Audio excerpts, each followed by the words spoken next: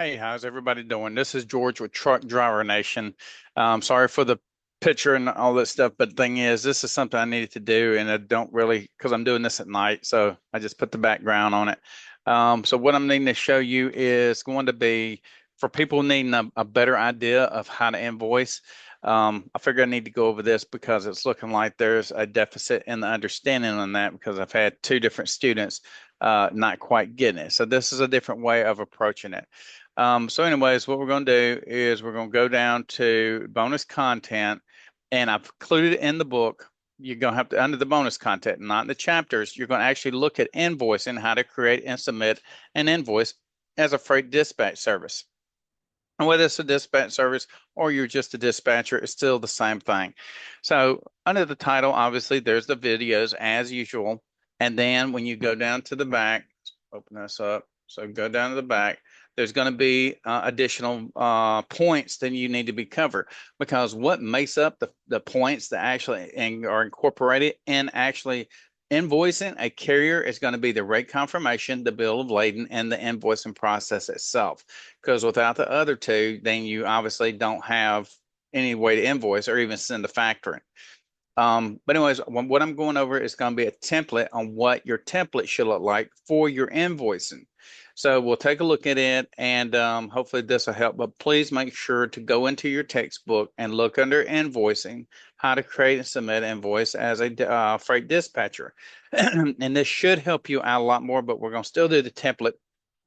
And this obviously this will help you get a better idea of how to approach this problem. Okay, so here is going to be the template that I'm actually was playing with. Actually, the reason it's open up in this because I had to actually knock this information out because this is a recent invoice and you don't need to know who this is. This person's information. I have to protect their information. So for this right here, the way I do my invoices is a very simple one. And this is actually done under Excel. I only do 7 drivers since I do the school teaching. And it's a real simple way to doing it, and it fills in itself. I literally went in there, and this was a pre-made template. So right here, I put my logo at the top. I put my information in here about where I'm at, and obviously my company information, and then I put in the carrier invoice. I put in their invoice number, whether I'm using an invoice number sequence that I'm using with that particular person, or I'm using something as a different point of reference. But I'm staying consistent with whichever method you choose to use, so that way it stays consistent. So if I come in and audit you as a carrier, um, then I know what I did with you because, like, for whatever I'm doing, I do have right to audit, for like dispatchers that work with me. I do have the right to come and audit them because you're representing my company. Even though you are independent, you're still working with me. And all the data and stuff like that comes from me. So I need to make sure that the carriers have been taken care of because they might come back and say, hey, look, you got a dispatcher, even though they're not associated with me, they'll still come back and say stuff sometimes because I've been doing this a long time. And a lot of these people I know, and they know who I am. So they're going to be more than whatever to reach out because, for one, I referred their information to you for you to provide a service. But anyways, put the date in there. I just put freight dispatching services. That's all it stays in there because it's got Truck Driver Nation right there. And I come down here. I put in their billing information, make sure they have their email or however they want to receive their invoices, their truck number, their trailer number, and what type of trailer I've been loading out for them. Now, if it goes from a dry van or a reefer, for example, and the seasons change and they kick over to a flatbed, then obviously I'll change this out. But besides that, if it's power only, I'll put power only or whatever. So we know that that's not going to be one particular trailer. So it probably won't even have a trailer number in there. But you make your own adjustments and tweaking the way you see fit. If you're going to have different trailer numbers for power only, I would definitely go down and put by the load number. I put like a dash and then TRL and then whatever number that was for that given load. So that way you'll have another reference. Even though you got the bill of ladings, the rate confirmations and everything, when you're actually invoicing, it helps both parties, you and the carrier, to be able to reference that given line of data to the information where it came from. Now, when it comes down to the content of what actually the charges were for, like when we're invoicing the broker, this is the loads that that driver ran. So this is their bill of lading number, whatever, whichever part you want to take from it. You can put the whole part in, the part of the part. I just put part of the part because I have all their bills and stuff in one group anyway, so it's easy to find them. I mean, it's only for this week, it's only going to be for, 3 loads. And when I'm putting in this date up here, this is the date that I'm invoicing. Okay. This is the actual invoice date. So I know by this being the invoice date that this given week, when I'm looking at it, I don't know if it'll pull my calendar up so you can see it. But if it was on, say, for example, November the 25th, which was a Monday, I always invoice on Sundays. But for this one, I held over, I guess, because he had a full week on this week. And so I just went ahead and invoiced it on the Monday because he's still going to clear the revenue by Friday that actually gets paid to Truck Driver Nation. So that means that this actually goes from the week from the 18th through the 24th because it goes from that Monday through that following Sunday, which is invoiced on. It depends on how you do it. Somebody said, "Well, why would you do it that?" Because that's literally the last day of that week. So I'm starting over fresh by that Monday being the next week through that Sunday, and because they're probably not going to get it delivered on Sunday. Most of the time they're not. If it delivers on a Monday, you can wait till Monday. However you want to do it. It usually doesn't have a big factor because as long as you get those bills into factoring service on a Monday, they should clear within 24 hours. And so the funds are already there. I know because I'm looking at the funds come in for that given MC number. But when you're going down here, obviously we're going to put in the load number. I just put in consumer goods. Who gives a crap? I got the bill of lading right. It tells what's the actual commodity was if I want to go back and look at it. And this guy was out of Burbank, so he just came from home time. So he went from Los Angeles to Chicago on his first run. This was a weird one because it came out to 2,000 miles. Usually it's like 1,800 something and 1,900 something miles, but it was 210 a mile, which gave him $4,200. So that's not bad. But he still had the deadhead for Burbank. I don't put in the deadhead miles on these. The driver has it on his own form, and I've got another spreadsheet where they're picking up and where they're deadheading from. So if they want that, then, I give it direct access because I give it to them in Google Forms, and they can actually see what's going on live with what's actually here. This is just my invoice for the week for what they're paying me for. So if they want to go back in and find out what's been going on, then the whole record for months and months and months and months and months is in there. So they can easily go back and figure out what's going on. All I do is put it so that they can't edit it because I don't need them playing with my files. But I do give them complete access so they can see a live view of what's going on. It's 2024. There's software, they'll let you do all kinds of stuff. But like I said, I keep it simple because I'm only doing the 7 trucks. And then whatever other trucks I do with kind of passively. They don't need loads all the time, but they know I got freight in those given areas because since I've got the freight agent side, which is brokerage, and so they know they got access to some direct freight.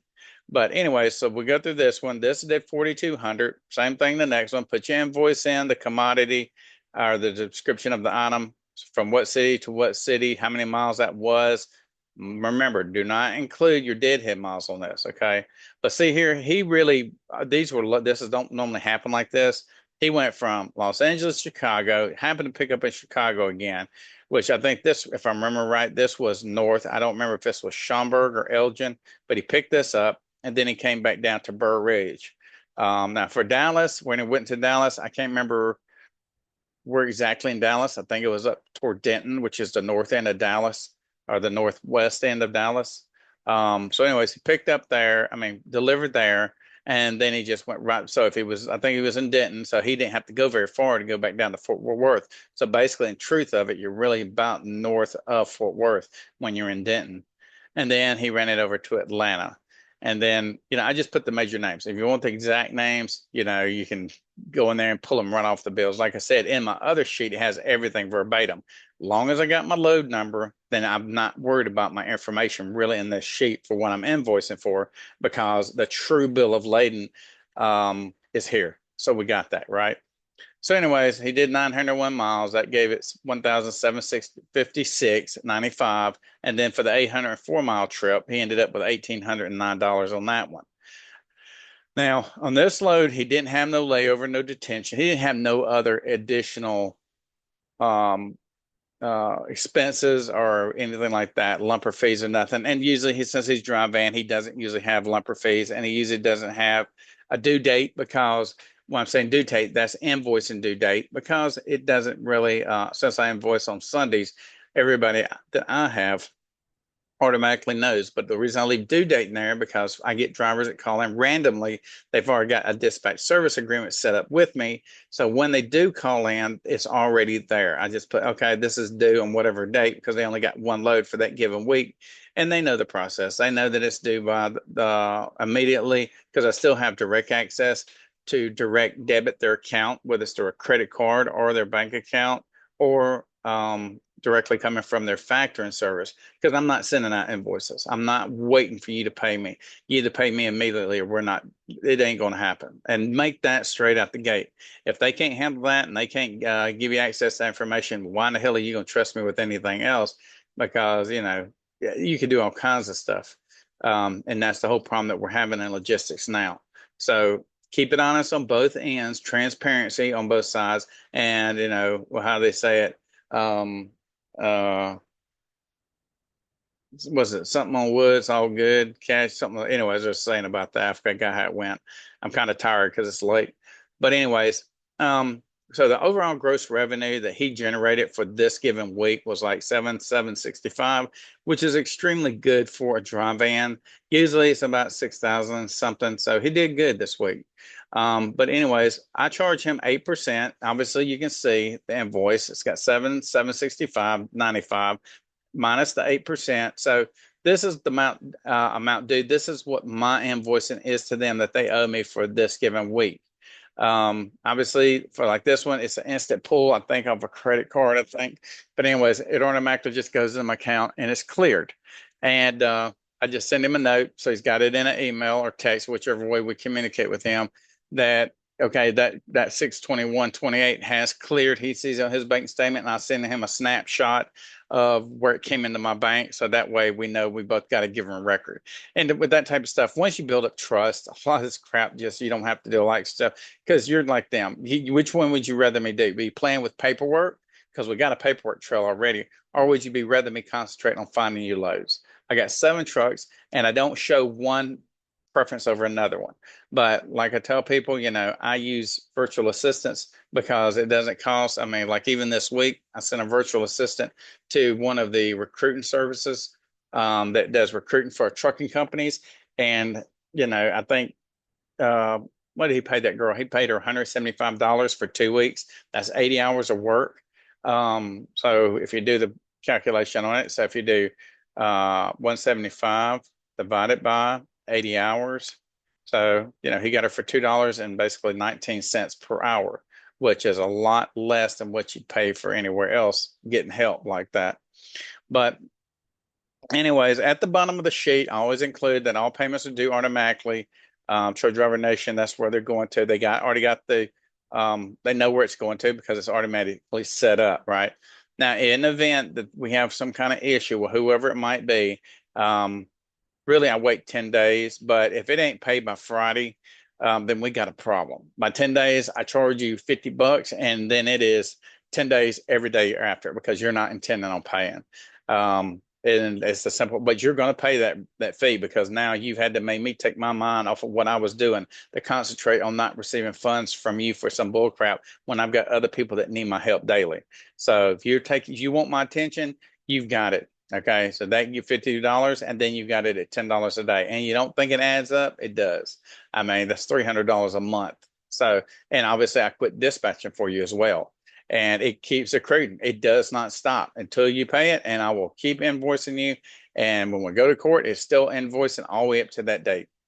But now, obviously, I invoice on Sunday, and payments are due immediately, and they must be due by that following Friday. So if I do it on that Sunday, that coming Friday of that given week, the revenue is due. Which most probably, like I said, it's all set up on direct, so I don't have a lot of problems with this. But anyways, this is the way I set this up for when I'm invoicing my given carriers. you'll build a relationship with your carriers, and it's easy to work with them. They'll understand, what's what. If they have any questions, you do have your bills in the background, but make sure that you fill out the details on these accurately because you don't want no problems. Okay. And when it comes back down to here, let me show you something. When it comes to detention, lumper fees, all this, this doesn't go in here on the very right of total pay because this thing automatically calculates it, right? So I put it literally under the pickup location because I don't charge them for that, but I put it in here so they know. So under the load number, I bring that load number down. If it's for detention, I put that load number beside detention. Okay. And any notes, I'll put notes about all of it in one note bin. So, because it's only 3 loads, so they'll understand, what's what about whatever we're talking about. But if I have to put another detention, because I say if it end up with 2 detentions, but somewhere chance, I put that next load number on the next line. I don't mix them up, so it becomes that confusing. So whatever it determines, but he's doing dry van, so he don't really use lumper fees is mainly for reefer.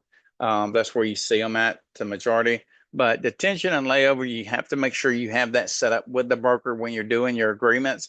If not, then you probably not going to get it because that wasn't part of the agreement. But if you know what it is, especially on my reefer stuff, dude, I make sure there's detention layover because sometimes you get there and there's never no telling. You can't have a truck just sitting there, 12 or 14 hours waiting to get unloaded. And there ain't no, you got a 2 hour window. You get them in there because they're already set up on appointments. That's the reason they're coming in the AM. But you'll see them all, everybody already parked out there idling and, waiting to get into their door and get unloaded and lumper fees and whatever else. It's a pain in the butt doing reefer, right? So make sure that your people get compensated if they're getting laid over or detention or whatever it might be. The layover usually shouldn't happen because you're talking about perishables, but the detention just after that 2 hours, you're laying them over. I mean, you're detaining them from being able to move on to their next load or whatever it is. So just keep that in mind. Surcharges and all that don't even go on here. I mean, I don't put that even on this sheet. Um, but anyways, just keep that in mind. But if you have any questions or concerns or any other issues, just make sure to go into the book, look at those videos. It should give you a real well painted picture of how this works as well. There's 3 different ways of looking at this information. I've provided all 3. It's in writing, it's in videos. So you should be able to get it. But anyways, I appreciate your time on this. I hope this helped everybody out a lot better understanding, what goes on inside this. But anyways, I appreciate it. Everybody have a great one, and I look forward to working with you. Thank you.